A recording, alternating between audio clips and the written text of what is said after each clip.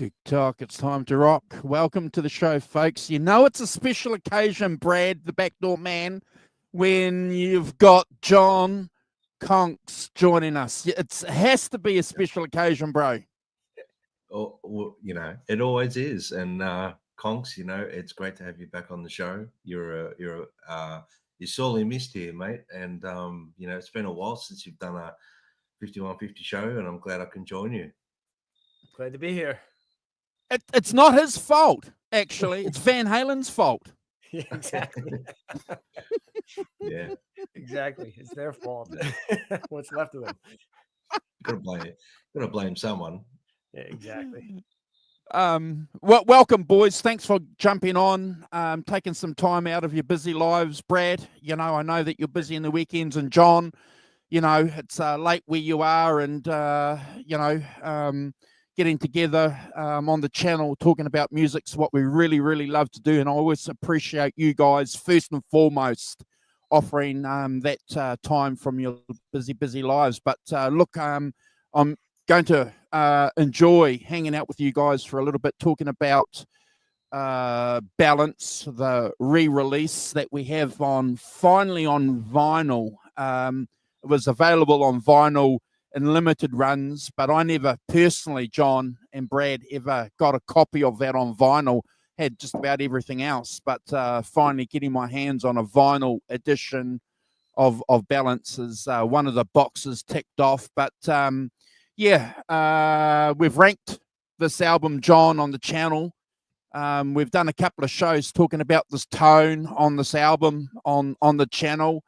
But the three of us are going to get together and we're going to talk about our experiences with this album, what it means, where we rank this album in the Van Halen catalog will be very interesting, and whether or not the album needs to be defended. So I'll be keen to get your guys' thoughts, and obviously anyone else in the chat that's going to be watching and on replay. So, John, because we haven't seen you for a while, brother, you know, welcome to the channel, bro. What have you been up to? You're looking good, bro. Yeah, I dropped a few pounds. I've been up to that. So yeah, dropped 30 pounds. It's been nice. Yeah. Well done. When you have the heart surgery, you know, you got to take care of yourself. So no hot dogs, yeah, no pizzas. In moderation. Everything in moderation. Yeah. But yeah, that's about it. Been keeping busy. Still playing my guitars. Still causing trouble online. Yeah, yeah. Like- Yeah. Well, look, I see that, and that's Controversy. always a good thing. You wouldn't be a Van Halen fan, Brad, if you're not causing trouble online. Yeah, that's very true. Very true. Yeah, that comes with the territory, doesn't it, Andrew? Yeah. Yeah. Well, yeah, and look, and we'll probably talk about that too, I suppose, during the course of this show, because it's always an interesting thing, isn't it? The dichotomies or the division amongst Van Halen fans. So if you've been part of that conversation here on the channel, we are going to repeat it because it's always an interesting thing to have a discussion about. But we've got a couple of boys in the chat hanging out with us. We've got John ZD351 and Paulie. Good to see Paulie. He's he had a similar op that you had, John. So good to see Paulie and Andy Carson, good friend of the channel. And thank you, Andy, for being a subscriber to the channel. That helps run this channel, bro, and we appreciate that. And if anybody is watching on replay, we want to do a special shout out to you because you've decided to pick our channel on the YouTube universe to watch and critique or disagree with. Please do. But John, like I said, you're looking good. Yeah.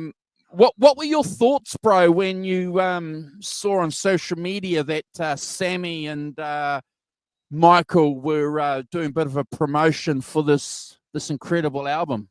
I'm glad somebody did some promotion for it. Mikey always seems to be the guy that's still flying the flag. We were just discussing about how disjointed Van Halen fans really are, and I think it's worse now than it ever as it ever was with the Dave and the Sammy camps. I think it's worse now than ever. Yep. It's like because nothing's going on, so that's all people we have, I guess, to fight about. But like we were just saying though, it's Eddie wrote all the music. It's Van Halen. I'm in simply because of that. I don't care. I love both eras, and I'll be honest with you. I'm glad that I almost feel. You guys know I'm a big Police fan, and they pulled the plug at the top of the parabola like this. They were at the top, and they said from here it's only diminishing, returns. It's going to just go down, and in a way, Van Halen did the same thing. When you think about it, the original Van Halen, they pulled the plug in 1984, their biggest record, and left us wanting more. And all these years later, 40 years later, we're still, talking about Van Halen, and Eddie's gone 5 years and we're still talking about Van Halen. So I think in a way it was, for a lot of people it was a curse, but it was a blessing and a curse because on top of that, I think that we would have never seen the full extent of Eddie's creativity with just Dave in there. And I mean, a couple more, he had limitations. He was great at what he did. Don't get me wrong. He was the best at what he did, but I feel like that when you look at their greatest hits and you can sit back after listening to that and, the double album, greatest hits, best of both worlds. And you can go, wow. I mean, look at this, the breadth of his musical talent on display because they had both singers and they covered such a huge spectrum of music. And so I don't regret Sammy joining the band. I think we got 6 great albums with Dave. They're classic albums. And we got a lot of great music with Sammy too. So I have no beef at all. I think everybody should, at this point, be like we were just talking about it also. A bad Van Halen album is still better than 90% of anybody else's good albums. You know what I mean? So that's the way I look at it. So I'll take whatever I can get. If they ever get to that shelf in the back of the studio, if Alex ever goes through it, I don't care if it's, the bathtub fart symphony that Eddie was talking about that he did. I don't care anything, I'll take it. I want to hear it all, so. Yeah. Well, look, that's brilliant. Brad, I want to ask you a question, bro. So, on our channel, we're big Beatles fans. And one of the things that we agree with the new package coming out with the Beatles Anthology 4 is that it's going to attract a new generation, a new audience that maybe haven't heard or been entrenched into the music to the depths that we have been. Brad, what's your thoughts about, Sammy and Michael promoting Balance and doing a darn good job on social media and doing that. Do you think there's going to be a new wave of Van Halen fans because of it? Well, I think it already is happening because you've got a lot of young guys now, that are aspiring guitar players that are, channeling that Eddie Van Halen vibe, which, it's quite clear when you look at Instagram, for example, or TikTok even. There seems to be, a lot of young guys out there playing exceptionally well, and they're all playing Van Halen. It's so refreshing to see. So from a stand back point of view, when you see like Mikey and Sammy promoting balance, I think it's introducing that whole, new genre of guitar players to that era, because the classic era of the first 6 records is always what people naturally gravitate to. But then musically and sonically, Ed went further than that with Sammy and the balance record in particular. When I saw Mikey and Sammy actually promoting that, I thought, well, it's interesting that it's just them two promoting it, but that makes sense in a way because um, it's a standout record for both of them, I reckon. Balance, Carnal Knowledge, all the Sammy era albums, for example. I think Mikey stepped up quite a bit, especially vocally. I mean, I know he did a lot in the first 6 records, but the Balance and Carnal Knowledge is some of Mikey's best bass playing throughout his Van Halen career, in my opinion. And I feel the same way about Ed. I feel the same way about Alex. He's playing on balance, is refined. The sound is something that we haven't heard before on previous records. I think he really captured the essence of his drums on the record. Everything that he went for with Carnal Knowledge, I think he even refined it a little bit more with balance. But to answer your question, Andrew, instead of waffling on like I am, because I love the record so much, is I think to see Sammy and Mikey out there promoting a re-release of this, masterpiece of a record with the little candy for guys like us that really like this record, the little nuggets of stuff that we necessarily haven't got a hold of in a format like this. It's refreshing to see. It's disappointing in a sense that it cops some backlash from big fans of Van Halen, but I mean that's like you said, John.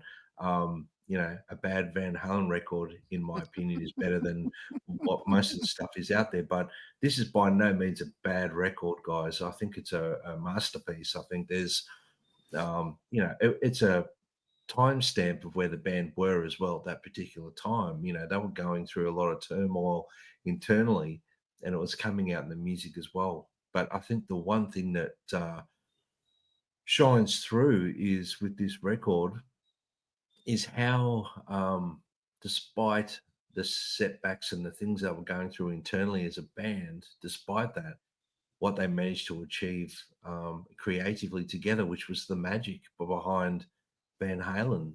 And I do believe that when Sammy joined the band, there was a different form of magic. You could see, especially Live Without a Net, 50 on 50 record, you could see how joyous the band became from their first record to there. It was like a rebirth for them. You know what I mean?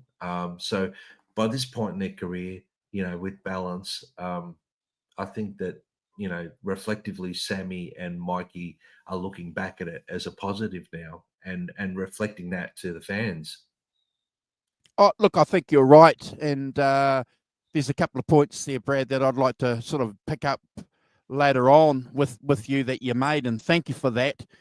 But I just want to fire a couple of questions, to you guys too. John, I'm going to fire this one. So, what were you doing in 1995, before this album? 95 it came out. Yes. January. So what were you doing before 1995? What were your thoughts, bro, about this album before you heard it?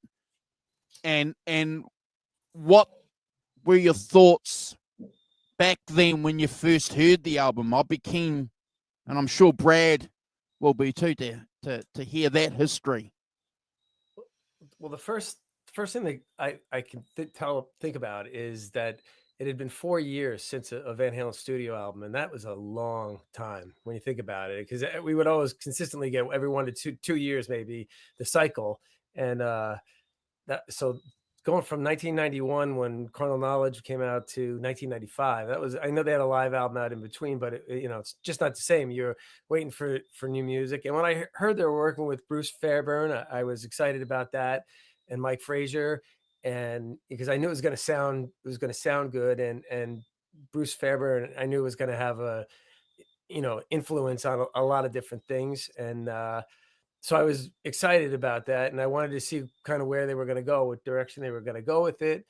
And that it was just the anticipation, I think, waiting for it, to come out. And plus, grunge had hit right after Carnal Knowledge, and they still hit number one with Carnal Knowledge, but not long after that, the flannel shirts came out, and grunge became, Nirvana hit, and it was right around that time Carnal Knowledge came out. So this is now 4 years later, and the whole music scene was just completely upended. It just, and so part of it was, I knew Van Halen had a big core audience, of hardcore fans, and I figured, they would do okay. I didn't know how well they would do, if the album would hit number one or whatever like that, and it did hit number one, and it sold 3 million copies. So they weathered the storm in a way. A lot of people consider Balance a darker album. I don't know if I would call it a darker album, but maybe because the people think the grunge stuff was a little darker, and Van Halen was trying to just fit themselves in somehow in there. But I don't really consider it a dark album. I mean, a couple songs on it, Don't Tell Me What Love Can Do. Okay, that was a little darker, and the subject matter maybe a little darker on there. But I mean, a lot of it was just, the thing that drew me to Van Halen always was that Eddie was a major key kind of guy. He wasn't a minor key kind of guy like these metal guys are all minor key. Eddie was a major key guy, and to get, in my opinion, to write a major key song is harder than to write a minor key song, because minor, they're just so expressive and emotive. The minor chord, it's like it just, whereas a major song, it could sound really corny. How many songs do you know that are like corny, and they're major key songs, and they sound like goofy, corny?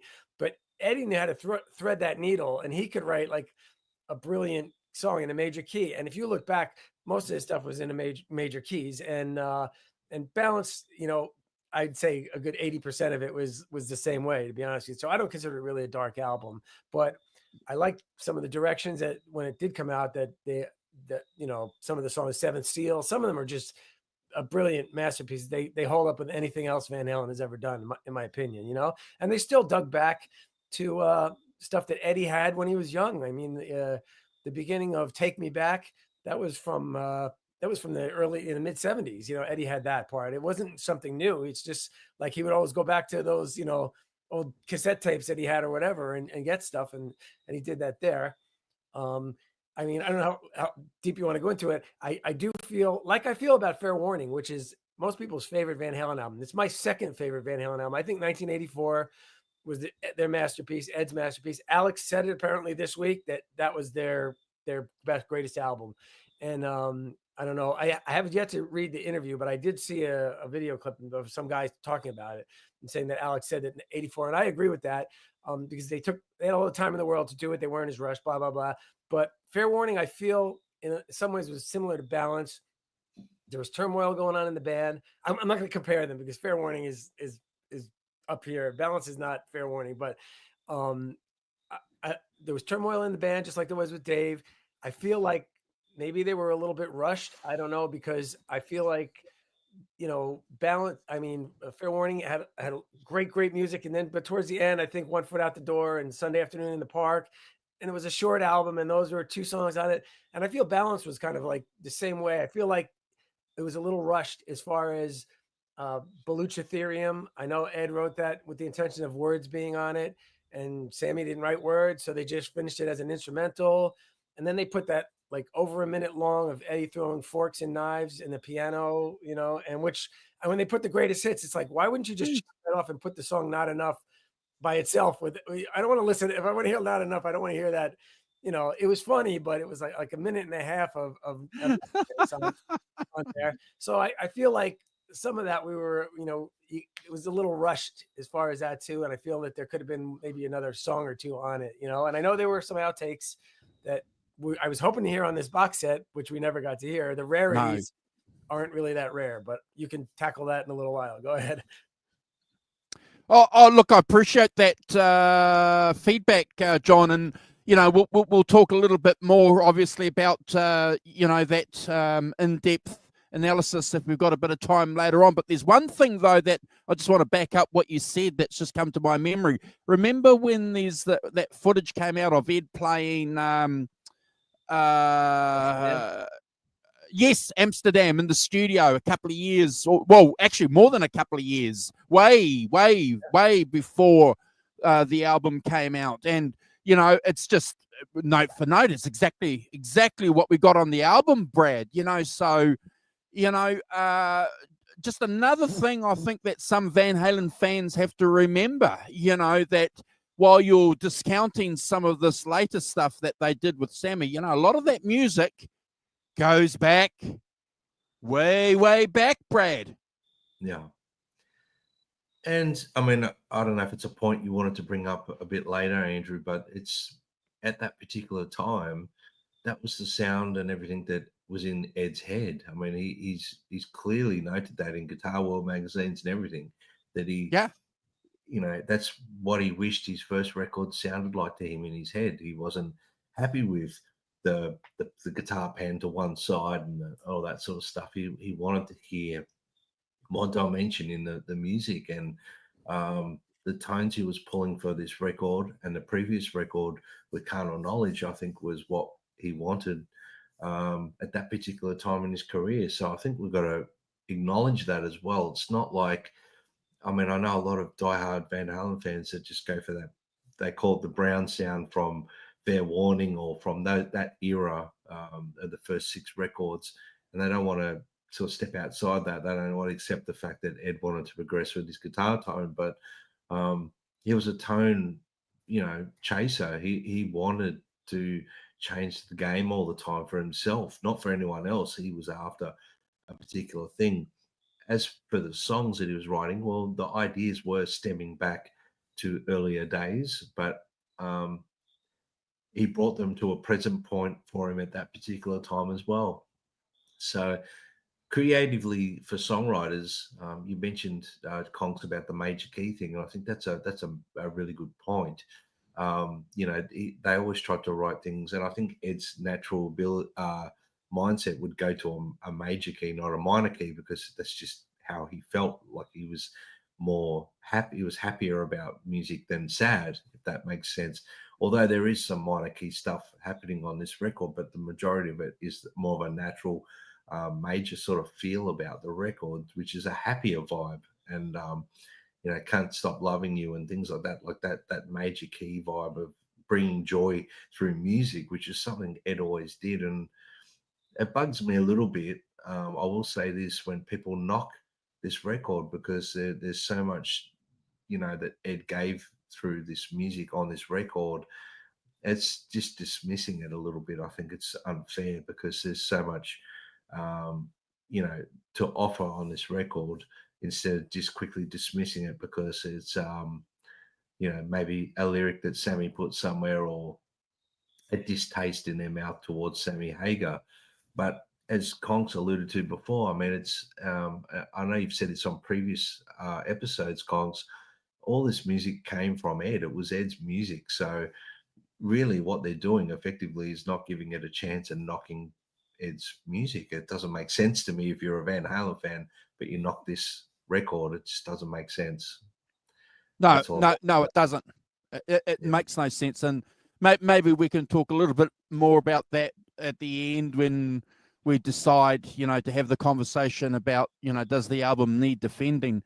But Brad, you know, you and I have spoken about this album many times over the years, and you know that tone, especially, you know, the way that you know Eddie was searching for that delay, that lush tone, John. You know, that is just so different from the first couple of albums that he did. And, you know, again, you know, I just see it as a continuity, guys. And, you know, I just think it's incredible. And, you know, I love this era of Van Halen. You know, I'm just going to just do something here, guys. Give me a second. You know, we got a remarkably different Ed, didn't we, with this album? The short hair, the goatee, the flat top. He put a bit of weight on. You know, he was looking good. Yeah. The Music Man guitar that we all love. There he is there with it. Yeah, it's a cool look. And, you know, it was just the direction that the band were going in at the time. I mean, you know, bands are allowed to evolve. I mean, you think about Ed's guitar tone from, say, 1984, B1250, OU812, Carnal Knowledge, and this record in particular, that there was a natural progression to this tone. You can hear it sort of evolving from 1984, if I'm not incorrect there. You know, I think even earlier, possibly, but at least from 1984, you could hear Ed playing around trying to get that tone that was in his head. But musically, sonically, this record is outstanding. I mean, the bass, the drums, the guitars, the vocals are so crystal clear. Everything's right up front. It's like where it needs to be. Nothing's infringing on anyone else's space. You can quite clearly hear the drum pieces, like cymbals, snare, kick. Everything's quite equal in the mix. The bass has got its own space. The guitars have its own space, and the vocals are outstanding. I mean, Sammy and Mikey really shined on this vocally, I think, with their you know, their singing and background vocals and their melodies and everything like that. The way they, you know, wrote them is outstanding. So it's a great record. And the package, you know, re-releasing it with I mean, I always loved the mix before the remastering. You know, I thought the mix was great, but I still think they've sparkled it a little bit, you know, a little bit even more. So it sounds great. Oh, 100%, 100%.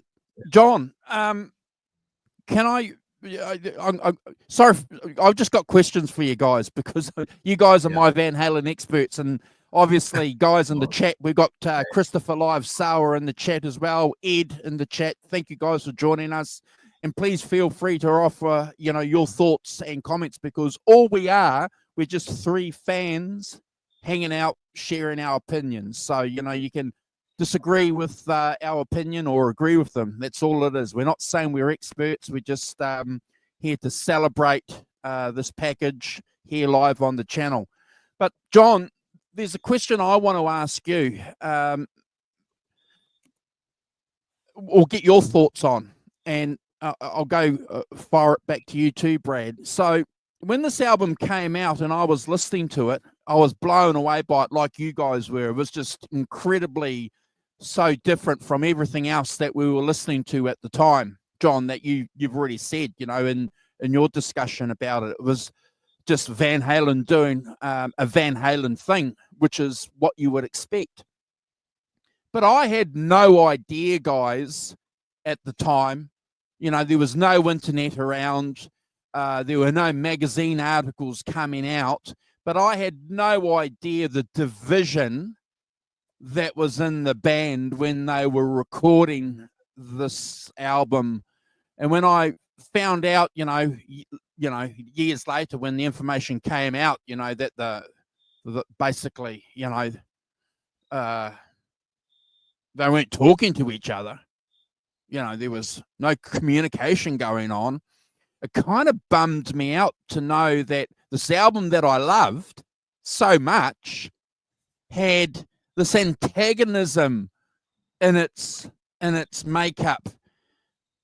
But I'll hold my thought there, and I'll just ask you, John, you know, did you know, being close to the action in the States, that there was some a rift going on?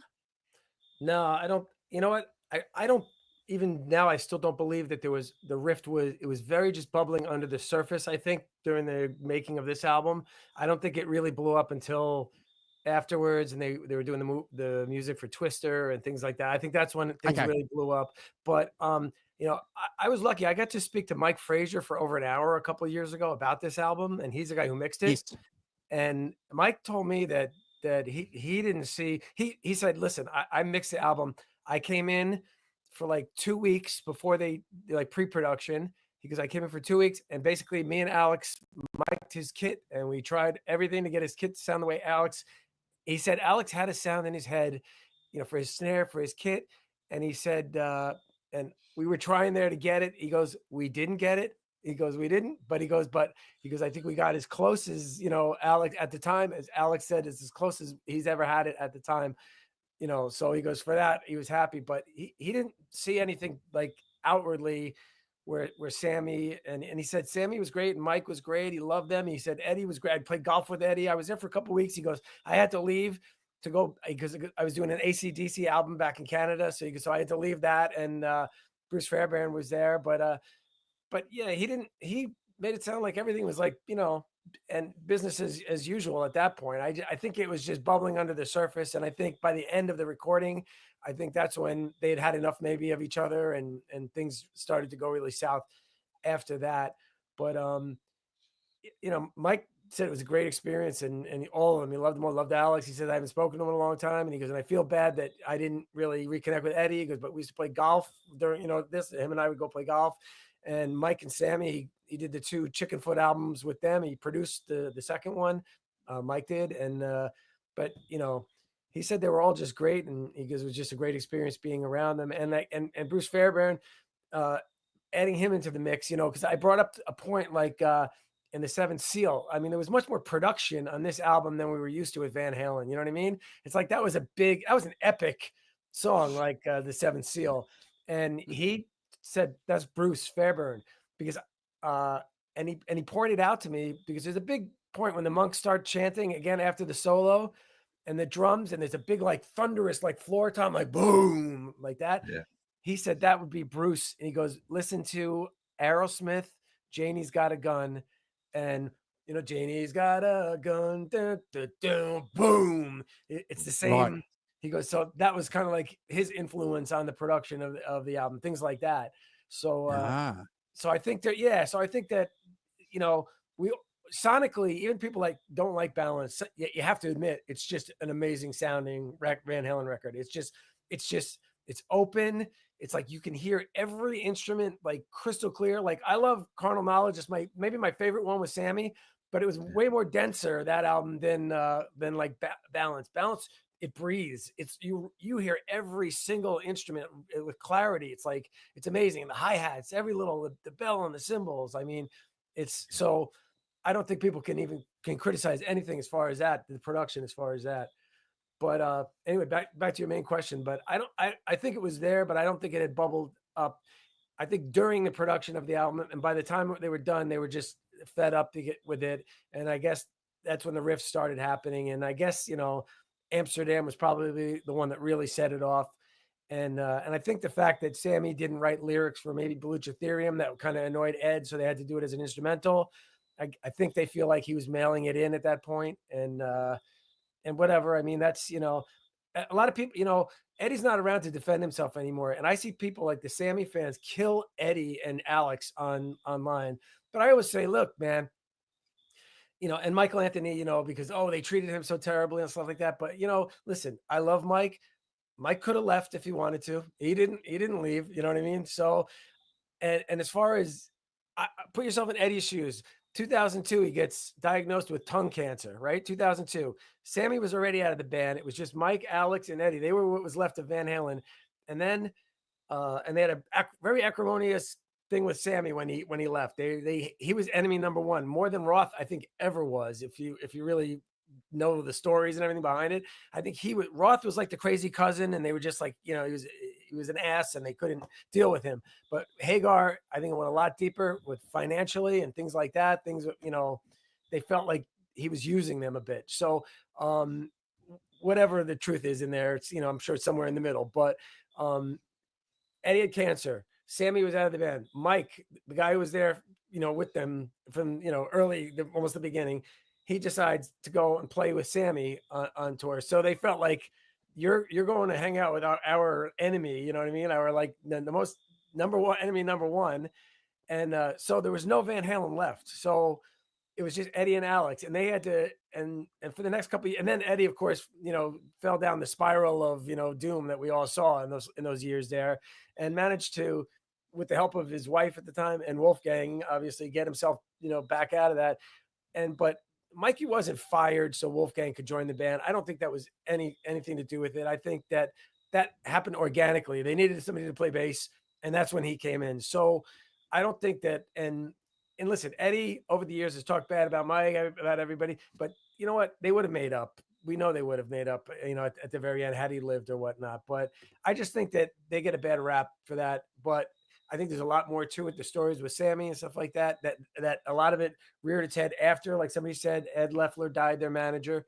And I think that was really the end of the Sammy era band, because I think even though he was Sammy's manager, he didn't play any favorites. Apparently, it was just like when he was everything for all four of them. It was just like everything equally, treated them all the same, no favoritism towards Sammy or anything like that. And then obviously when that guy left, then died, then things really fell apart, I think, very quickly after that. Yeah, 100%, 100%. And I suppose when I look back now, though, on this album, having digested, the history, Brad, and the tour, which is all fascinating. It's great rock and roll, isn't it, John and Brad and guys? And this, because what grew out of conflict and chaos and bands, great albums, great tours. The rock and roll history is full of examples of that. And Van Halen, true to form, Brad didn't want to miss the boat, accredited themselves to a situation where they were going to have internal conflict, driving the band forward, for us to talk about and discuss, 35 years later, guys. Just one little aside, John, you mentioned, and I forgot about this, the Sammy and David Lee Roth tour that happened, and then, fast forward to what happened a couple of weeks ago, with Dave badmouthing Sammy, it's like, guys, are you sure David's not just doing this because, that's, it's not serious. I don't believe it's. I don't believe it's serious, guys. What's your thoughts on that, Brad? You got any thoughts? Or what's your thoughts? Well, hey, I mean, the whole Sammy Dave thing to me seems a little bit ridiculous. To me, it's just it's dumb. It doesn't make sense. But at the same time, that there is this squabble. It's continuous. It's their love-hate relationship with each other. I don't understand it. Especially after all these years, they're mature men now. They're not young guys. They're older, mature guys. They should, through life. Do you know what happens? This is what happens, Brad. David says something when he's on stage. Social media blow it up, and he rings up Sammy and he goes, "Did you get that one, bro?" Probably sends him a text. Going, "How'd you like that one? What's your response?" I don't know. I think it's a little bit humorous, but the whole thing stems back to the fan base, though. I mean, the fan base are the ones that are putting that segregation there even more so. I mean, we spoke about it just prior to coming on live in the green room. The division that's caused because of a re-release of Balance online, and the hate comments from people in relation to gotten worse, and it's gotten worse. Yeah, it's gotten worse. It seems to, for a year or two there after Ed's passing, I thought, oh, yeah, Ed's is good in a sense where people are starting to meet in the middle again, because they're seeing it now in the same light that us three see it, and a lot of other people that come on the channel, is that it's all Ed's music, and we're just fans of what Ed did. So whether it's Sammy, Gary, or David Lee Roth singing on it, doesn't matter to us because we love the music and we love what we're hearing. And that's the whole point, guys, is loving, that love and energy towards Ed Van Halen and what he was doing as a boss of the band. I mean, he was the boss, really. I mean, Alex was too, but really Ed wrote everything. You know what I mean? So you really dissing Eddie Van Halen when you're dissing Balance. It doesn't, but they love Ed that much that it just doesn't make sense to me. I mean, I'm not, the whole Dave and Sammy thing where they're squabbling still all these years after as old men, it just seems ridiculous. But as you mentioned, Andrew, I do think that there's probably a little more to it than meets the eye. They're probably, like you said, in the background saying, what can we do now to stir up some more, because, any news is good news, for publicity, if it's bad news, it's good for publicity too. You know what I mean? So if they're squabbling, it sells records. So hey, gets people listening to them on streaming or whatever. Not that they make Look, any money on streaming anymore, but the only Van Halen fans that are going to be happy when Dave and Sammy get together and hug each other and hold hands and give each other brother hugs on stage, it's going to be us three. Everybody else in the world, John, won't be happy. But the three of us at least will be happy. Yeah, right. yeah. Well, I mean, people give Sammy a bad rap, but I mean, Van Halen were very successful with Sammy. You know what I mean? They're probably more successful with Sammy than they were with Dave. I'm not sure about that statistically, but from what I've been sort of reading and stuff like that, Sammy's records outsold David's, a lot. But I could be wrong there. I'm just a fan. I think it's the other way around. I think it was 2-1 Roth, believe it or not, sold out. Oh, really? Hagar, yeah. Okay. Well, see, that's the thing. I mean, there's that many different. It's the number ones though. No number ones with Roth. Only Hagar had all number one albums with them. So there's such a there's difference of opinions when it comes to even what the stuff we're reading now of record sales. You know what I mean? So, I mean, yeah, they were very successful with Sammy, and they wrote some good music. And I when Ed passed, I was hoping that this whole division thing would start to blur a little bit, and it would become a little bit more friendly towards, each lead singer, even towards Gary to an extent, because it's obviously The not forgotten a man. It's not a favorite record of a lot of people, but obviously since Ed passed, listening to that record in retrospect now, it's got some good moments in that record. It's not like a horrible record. It's just a moment in time that Ed was writing, recording, and he was what's the word I'm trying to look for? Very indulgent, and not prepared to let that indulgence go for the sake of his fans. Yeah, well, there's a good comment here from Christopher Live Sale saying people like to hate on David Lee Roth because of the way he goes about his business and life in general. There's some truth in that. I agree. And, you got to remember this too. I've had this conversation with a couple of cats recently about, some of these older guys in rock and roll. And I'm a Rolling Stones fan. And so, if old guys want to rock and roll, John, still on stage, it's their prerogative, isn't it? It's if true. you agree with it or disagree with it, fine. But don't knock them, John. Yeah, I'm split on it. I mean, I feel like it's like for their own legacy of their bands and things like that, I feel like they should just hang it up and put it away. But listen, if people still go to see them, go ahead. Yeah. I won't go. I don't want to see I won't. Van Halen reunion. Yeah. I don't even want to see a tribute show to Eddie. I don't want to see anybody playing his part up there with Alex and Mike. And I don't want to see Satriani up there doing it. It's not the same. I'll leave there feeling empty. It's just like he's gone. Let's leave it alone. But the one thing getting back to it, I do believe that David Lee Roth really, really hates Sammy Hagar. I do believe that. Oh, you do? Oh, I do believe that. I think Okay. he doesn't like him. Oh. But I really think that if Roth had a crystal ball and could have looked to the future to see that Sammy was going to join that band, he would have never left. I don't think he would, because I think he figured, just like Ted Templeman said, listen, they're going to fight for about 8 months, then they're going to get back together. And then Ted said when he heard Eddie was hanging out with Sammy, he goes, uh-oh. And he loves Sammy. He produced Montrose's albums, Templeman. He goes, no, this is not a good thing. You know what I mean? Because this is going to block that Roth coming back in. He goes, like their normal cycle of fighting, getting back together, writing a great album and doing that. So I think that that Roth really resents Hagar a lot. But at the same time, good point. Roth is a showman. And like you said, he gets the soundbite out there, and boom, the next day it's all over, online.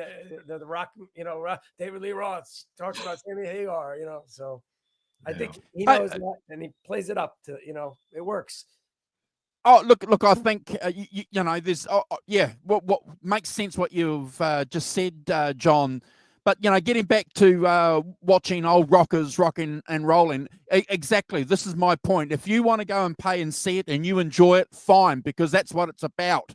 And I'm not going to knock you, John, because you went and saw David Lee Roth or AC/DC and watched Angus with his grey hair running around playing his SG. I'm not going to knock you, bro. I won't.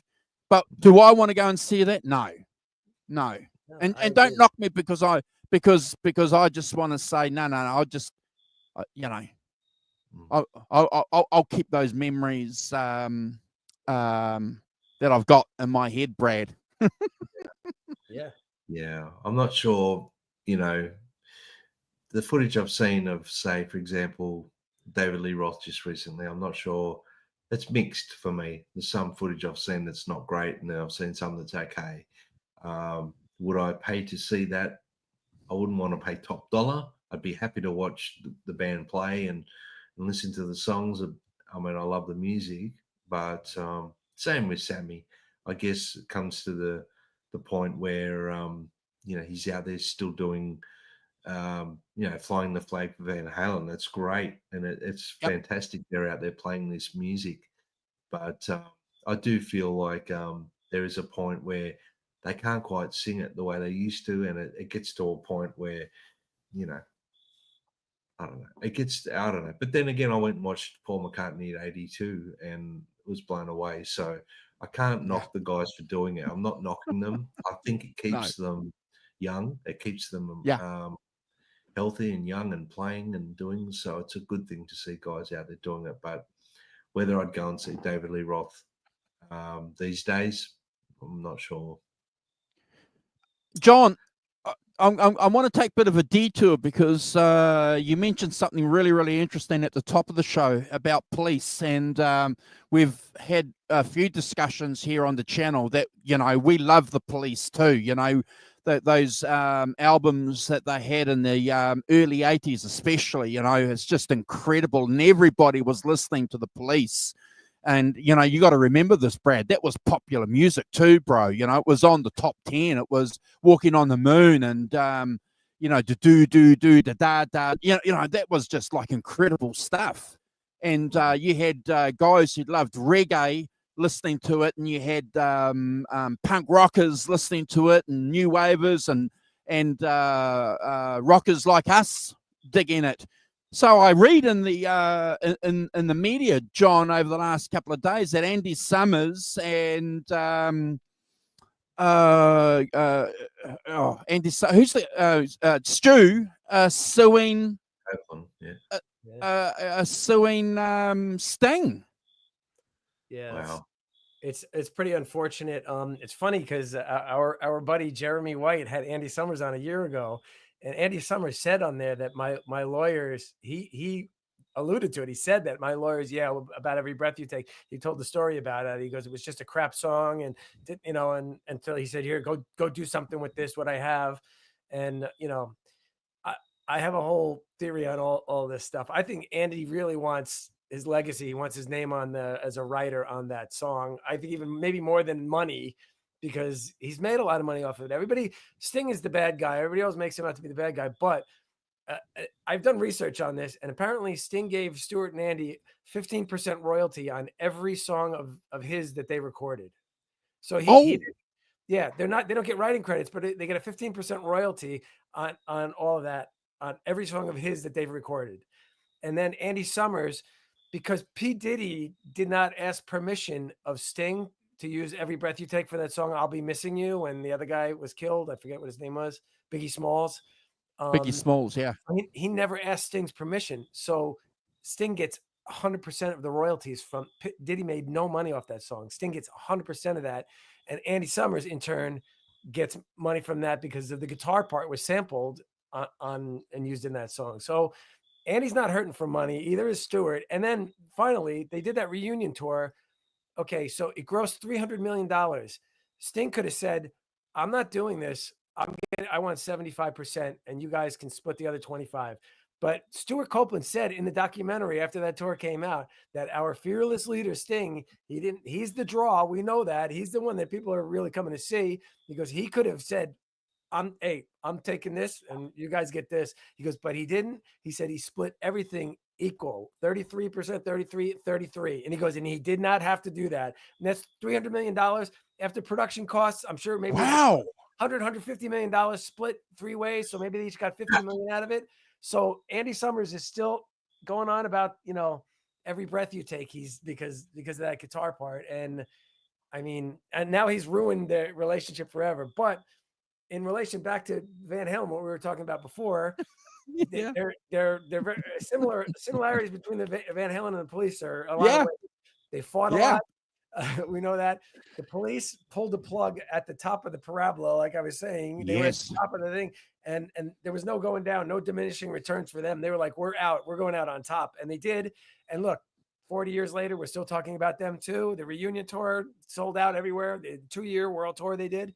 Van Halen with Roth really did the same thing, not on purpose, but it just worked out that way, that they basically were at the top of their game on 1984, and it just fell apart from there. So they didn't have any diminishing returns with Roth either. And I think that's one of the reasons that people are still yearning for more of that David Lee Roth Van Halen stuff now, all these years later. Any studio recording outtakes, anything, live concert videos, we want it. But, and then they had a second life with Hagar. So I have no regrets about anything the way Van Halen went down. I don't think you guys do either, because like I said, when you look at those greatest hits album and you hear one Hagar song, one Roth song, one Hagar song, and then you go through that, you're like, the breadth of Eddie's work, it's astounding. It's just like the stuff that he would never have been able to do with Roth, that he was able to do with Hagar, stuff he was able to do with Roth that, he couldn't do with Hagar, or vice versa. I mean, it's just, it worked out really well in the end for everybody. And one last thing I want to say is that a lot of people kill Alex Van Halen because he gets, the royalties. And listen, at the beginning, they decided to split it 25, 25, 25, 25. Ted Templeman told them, don't do that. Don't do that. That's not, it's going to be a problem. It's going to be a problem. But they didn't listen to him. And I think Mick and Keith had it right from the start. Jagger Richards, you know what I mean? And Lennon McCartney was like, Lennon McCartney. Yeah. They turned around and said to George, if you want some extra money, mate, go and write some songs. Exactly. And he did, right? And he sure did, right? But I think that, that 25, 25. And later on, Sammy even wrote in his book that, Alex was getting divorced. He was broke. And they voted on, royalties, cutting Mike's royalty. And Eddie voted to cut Mike's royalty. Alex voted to cut Mike's royalty. Mike voted to cut Mike's royalty, and Sammy voted not to cut Mike's royalty. He was the only one that didn't. Mike even was doing it for his buddy. Mike, married his high school sweetheart, never got divorced, lived a great life with his, invested in Disney stock or whatever he did, and made tons of money. Mike is living large. And so when people say that, Alex doesn't deserve any of the money, that's is a bunch of bull, because Alex, as much as Eddie, he was the well that they went to get the ideas for those songs. Eddie and Alex spent hours in that studio while Mike was on vacation and Sammy was in Cabo.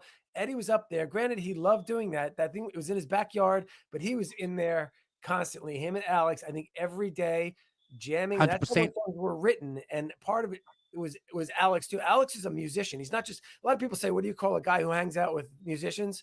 A drummer. Yeah. You know, Yeah. like, that's not the case with Alex. Alex is an accomplished musician. People got to realize that Correct. Eddie couldn't read music. Alex can read music. Alex could. He can open up a piano or a Bach piece and sight Yes. read it and play the stuff. Eddie could never do that. You know what I mean? And Yeah. even that And he was the emotional support as well that that Eddie needed in the studio as well for him to bounce off. absolutely. And you know, how many times have we read articles and over the years, and Alex talks about it in his biography, you know, that Eddie played differently when he was playing with Alex. 100%. 100%. He played better. Yeah, it's almost like they shared a brain or so in some way. You know, they anticipated, they knew where the other one was going to go, and they would just let those tapes roll in there, and then they would have all these little bits and pieces. And hey Ed, remember that thing from yesterday? You know, Yes. and roll the tape back. You know, back here. How about we take this part of this song and we could put that as a bridge to this song, or as a pre-chorus on this song, and then oh yeah, let's do that. You know what I mean? Just from a drum beat, Alex was working out, and Eddie started jamming to that, and so that's how those songs were created. People don't realize that Alex was so important in the creation of that music. It would never have been anything like it was, you know. So I just want to point that out because I see people criticizing all the time that Alex shouldn't get a songwriting credit because he didn't do anything. He did a lot more than people even know. And if you want to hear Alex play the piano or keyboard, it's a synthesizer. That song from Twister, "Respect the Wind," that's not Eddie playing that. That's Alex playing the keyboard on that. So 100%. And you know, thank you, John, for bringing that point up, because you know that's one thing that became clear to us as Van Halen fans. In you know Alex's biography, you know, that the role that Alex played in that band. And you know, I'm going to argue this point, guys. You know, if you're involved heavily in the arrangement of a song, and you're saying, look, take this intro from this piece that we did, John, that you just explained, and put that in the middle of this song, and that song goes on an album, Brad, and it becomes a multi #1 album and single around the world. In my mind, and I'm just a blues guitar player, you've contributed as a songwriter to the song. Yeah. There's different levels of contributing to a song. You know what I mean? Like there's different, and it becomes a bit tricky if you want to get down to the nitty gritty when it comes to songwriting. If someone's come up with a particular hook for a song, for example, hasn't written a song, but there's a hook in it that they've come up with, their contribution to that song needs to be really credited. But you know, I mean, to go back to the comment earlier about the Lennon-McCartney sort of partnership, I mean, I'm sure George Harrison would have come up with a lot of ideas for some of those songs in the later parts of the career, you know, but it still got credited to Lennon-McCartney. Unfortunately, Harrison might not have got the credit he deserved for something he come up with lyrically or, you know, musically. Okay, good point. So, and I love her, and that song, and Paul McCartney talks about it, and George's din din din din. That's George. Yeah. So John, has he contributed to writing the song? Because that's the hook. I say no, because I'll do the same thing what I say with Andy Summers. If Sting didn't take that progression and write that melody over that, he wouldn't have had that song to write. Or the same with George Harrison. Okay. Without that original song idea, that structure, and that basically that's window dressing when you're adding those things on. It's great hooks. They're hugely important. Don't get me wrong, but I don't think you're really writing a song. You know what I mean? That's okay. That. No, and I think it's different with Alex too. I think it's different because what I was saying before is like there's different levels of contribution to a songwriting. So the main songwriter is the main credit. Obviously, the person who writes the majority of the song or comes up with the idea is really the main person of the song, and then the rest of it, it's up to the songwriter whether they feel the need to credit them or not. Really, that's how I see it. If you feel like Good that point. part of it, you know. I got a question for both of you.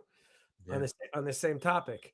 So with what you just said, Brad, so when they write a piece of that song, is it now like Sting is compensating them financially with a percentage of the song. Okay, so that to me is like, well, that's fair, but he's not giving them an actual songwriting credit. His name, just like Michael McDonald was like, they kind of paid him off and they didn't put his name on I'll Wait, Van Halen, you know what I mean? But he went up getting his money and now his name is on there. But there's a lot of other things where people's names aren't put on things and they're just paid a percentage on there. And there's other Van Halen things I'm pretty sure too that, other people have, contributed to, but they didn't get a songwriting credit. But is that fair in your mind? Do you both think that's that compensation, the monetary compensation, or is it just for a legacy thing that they want a songwriting credit? I really think that's Andy Summers. That's what he really wants, because that song was so big that it's going to outlive all of them. Can I answer that with one example? So Bill Wyman in his book argues that he came up with the Satisfaction riff. He played that. The Rolling Stones heard that. Keith Richards heard that. And so he's got no songwriting credits at all to that song. And he believes, Brad, that he should do. It's not about the money for Bill Wyman. He reckons that song, that riff, he should have songwriting credits. So I have to agree with what Andy wants. I think he just wants songwriting credits, guys. It's not about the money, because you've just explained it, John. The guy's shitting money. It's not about the money. Exactly. Brad. I think you're right. It's about the legacy, 100%. I mean, really, it comes down to pride, doesn't it? We've all got it. We've all got a bit of an ego and pride when it comes down to it. We all want recognition for things we do. For the most part, everybody wants recognition for something good they do. So I guess, what I'm saying is Andy Summers, he probably wants that recognition for coming up with that guitar bit for the song that Sting wrote. So I guess, is it a hook? Is it he gets, like you've said, John, he gets financially, remunerated for his contribution, but he can get a songwriting credit. Maybe it's just about that. He wants that credit. He feels that that's a necessary part of it. I mean, I've been in bands where, I've written major parts of a song for someone's idea, but I didn't get a credit for it as well. And in retrospect, I should have put my foot down and said, well, I come up with that hook for the song. So, or lyrical content, I came up with that part of that song. But then there's bands I've been in where myself and the singer got all the credit, even though the band contributed as a 4-piece. So it's a songwriting, and getting songwriting credits and stuff like that can be what makes or breaks a band. It can tear a band to pieces. It can be the thing that divides a band, like in Van Halen. We've seen that. We saw that. It became, there was the division there. There was the brothers, Yeah. And it came to that. Can I add one last thing? One last thing. Sure. I mean, sure. It's crazy because it's just, it could go either way with this. I think you guys are both right. Legacy is Andy Summers. I think that's really ultimately what's at the bottom of all this for him, because you look at the Stones. Andrew, you're a huge Stones fan. You probably know this, but with that song Bittersweet Symphony, now they took all the royalties from that band. They never got for years, and then they finally, I think they just said, "Oh yeah, give them the royalties now." All these years later, I think they're finally making some money off that song. The band, Verve, whatever. But the Stones, years, it was like they didn't even think about it, and they were getting all the money for it. And then apparently he must have went and asked again, or I don't know how it happened, but they were like, "Oh yeah, go ahead, you can have the royalty for it now for that your song." Yeah. But and the same thing, the Stones, when they were in the studio recording Has Anybody Seen My Baby? Yes. Somebody said, in the production team said, this sound, the melody for Has Anybody Seen the Chorus? Has anybody seen my baby? He goes, it's almost identical to K.D. Lang, Constant Craving. So Mick and Keith apparently turned around right there and said, just give her a credit. I don't even think they called her to let her know. They just gave her a credit. That's no lawsuits. Just give her credit. It's just crazy how one people, it may be a big struggle with the police over it, and other people, they don't, it could go either way. You know what I mean? It's weird, bizarre. Yeah. It's a good point. It's a good point, guys. I'm looking at the time, so I just want to ask you guys before we wrap up here. You know, we're Van Halen fans, obviously. This show's called the Van Halen Show here on the channel, and you know, we've discussed to some degree this album on this show. I've enjoyed the conversation going down the slight little one-way streets, John and Brad, but we've managed to come back. We've reversed back and continued on the highway. I just want to ask you. I'll ask John because you're the guest on here. So as Van Halen fans moving forward, do we need to defend this album when people are going to, you know, disrespect the album or put it down? Is there any requirement for us moving forward, do you think, as Van Halen fans, or do we just sidestep it and just carry on and not let the social media squabbles get in the way and affect you? John? Listen, it was a hugely successful album, 3 million sold, #1 on Billboard charts. The tour, Speaks for itself. Tour did well here in the U.S. You know what? It is what it is. The divisions between the fans is going to play into this at all times. But I think Balance is a great sounding record, and I think there are a handful of very, very good songs on there. And you know, I know, you know, some people just for some reason seem to hate it, but I mean, there's Ed was doing some cool, innovative stuff on there too. Can't Stop Loving You with the piezo transducers on the guitar, that acoustic sound and the electric at the same time. And I mean, there was stuff that you could all dig into. We had the meaty riffs like Amsterdam, and people love Aftershock, and you know, had the piano stuff in there. It's just I think it was an acoustic stuff, man. When did Eddie ever play an acoustic? Take Me Back, Deja Vu. I mean, I love that song. You know, I hear it on Kenny Chesney's what is it called? You know, No Shoes Radio. It's like a beach kind of song, and it's great. I hear it on there. So I have no problem with Balance. I don't. It's not my favorite Sammy album with Van Halen, but I don't like all goes back to. It's just like it's still Van Halen. So I'm good with it. Brad, what do you reckon? Oh, look, for me, I loved Balance when it came out. I thought it was a great record. I knew nothing about the internal squabbling, like you mentioned, Andrew, when it came out. For me, I'm not sure. I think the Van Halen camp, there's always going to be squabbling. So I don't think it's, you know, whatever I say is going to make a heck of difference. Good point. But, Good point.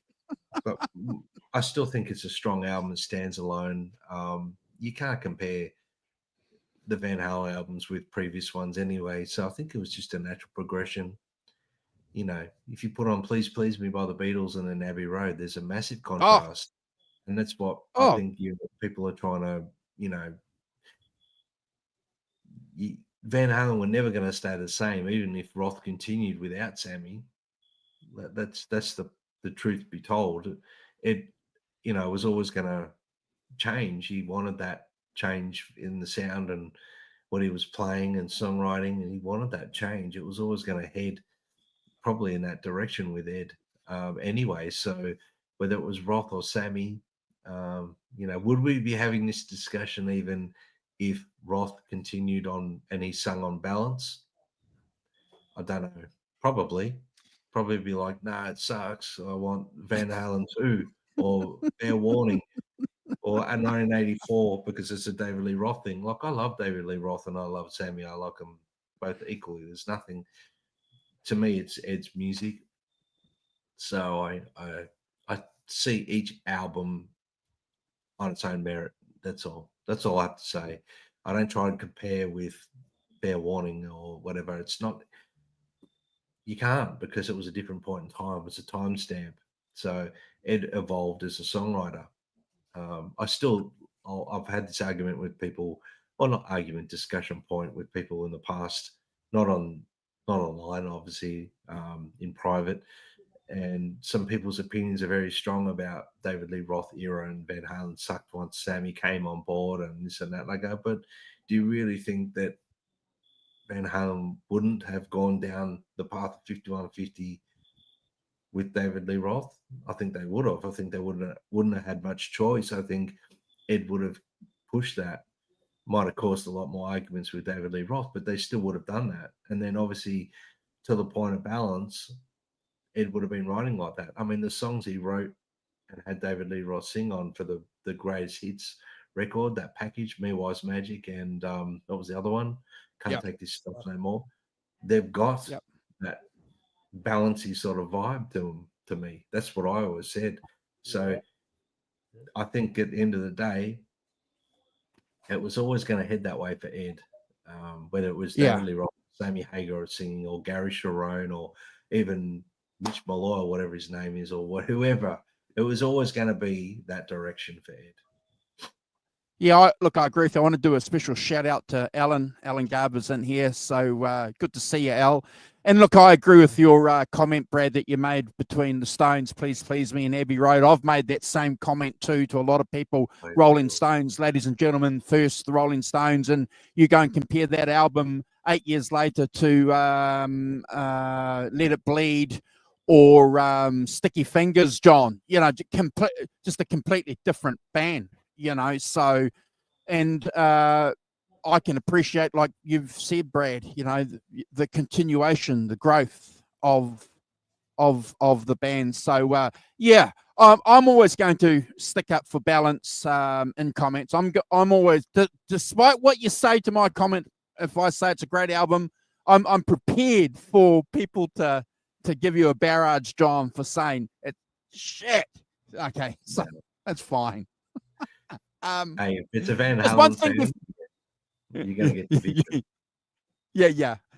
Just one thing before we go, guys. We've had some great folks hanging out with us. We've had Ed Viss hanging out with us right through the whole show. John ZD351. Thanks, guys. And if you're watching on replay and you've got to an hour and 12 minutes into our show, let us know what you think about this album.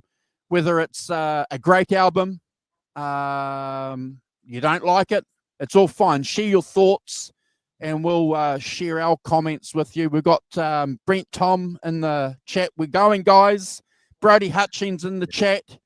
But we're going to be seeing Brody in a couple of weeks because we're going to be doing a Layla show for our North American guys, Brad, in a couple of weeks. So hopefully it's going to work out for Brad. But John, thank you, brother, for jumping on. Thanks, John. Always great to hear your opinions on stuff, John, because I think they're right on the money, to be honest with you. So yeah. Love you too, Bent. Love you too as well. So Chris, fantastic. Thank you for hanging out with us. Helen O'Hara was in here as well. Guys, I think we also had at the top of the show, we had Andy Carson and Paulie Walnuts. Thanks, guys, for hanging out with us. Brad and I are going to be back here on the channel in a couple of hours, in about another 4 hours, ranking the first 7 songs, John, on Me and Mr. Johnson by Eric Clapton. So we look forward to that. We were going to have a guest jump on and join us, but he can't do that. But John, I keep saying it to you, bro. Thank you for joining us for the first Van Halen show of the year. Things are quiet. But we'll be doing something anyway around the channel when it's Eddie's anniversary. That's not far away. So we'll be doing something. So John, jump on and hang out with us. It's always an annual celebration here on the channel, and we can talk about all these things. And thank you also for mentioning the police, because every time you do, I go and listen to them. But I just want to add one little thing on the police thing. You know, when they spent that time together recording that last album on that island, didn't do the relationships well, did it? You know, that was the nail in the coffin, wasn't it, guys? George Martin helped them there. You heard that, right? Yeah. Another relation to balance, real quick. The Police put out a box set of Synchronicity with outtakes, the original demos. I mean, it's incredible. And you want to hear the original Every Breath You Take demo? It's on there, and it's just like this easy Casio organ. It's the complete song with that. I'm telling you, listen to it. It's outtakes, studio outtakes, parts that are cut from the songs, different parts. I mean, the original demos. It's all on there, and that's what we didn't get with Balance, but that's with the box set. Even the rarities, like I said, they're not really rare. They were all out there. But, someday I hope that Van Halen will do what the Police did. But that's a perfect example. Go listen to that Synchronicity. Came out last year. It's just, it's incredible. Everything's on there. Outtakes, everything. So I might talk to you over the next couple of days. We might have to jump on the channel and do a police special. That'll blow your mind, that Synchronicity one. Andrew, you will. Go listen to that. You'll be like, oh my God, I will. All this stuff. Yeah, it's crazy. Awesome. Thanks, guys, for hanging out with us. Thank you for the kind words, Brody. We'll see you. We'll be in touch. And hopefully we'll get a time on the channel. We're going to be busy over the next couple of months, Brad, on the channel. So look forward to hanging out with you guys. If you do subscribe to our channel, we subscribe back. And I can promise you that. We're out of here, Brad. We're out of here, John. Hey, Brad, Brad's been holding that guitar for like over an hour now in his hand. I know. He's looking good, doesn't he? Yeah, you must be tired just holding that guitar. Oh, it's actually got a good weight to this one. Can you lean on the angle a little bit, bro? Yeah. Yeah, that's rock and roll right there, folks. Rock and roll. That's gonna be the thumbnail for the show. I have to do that. I'll have to get that. All right, we're out of here. Good spotting. God bless everyone. Bye-bye.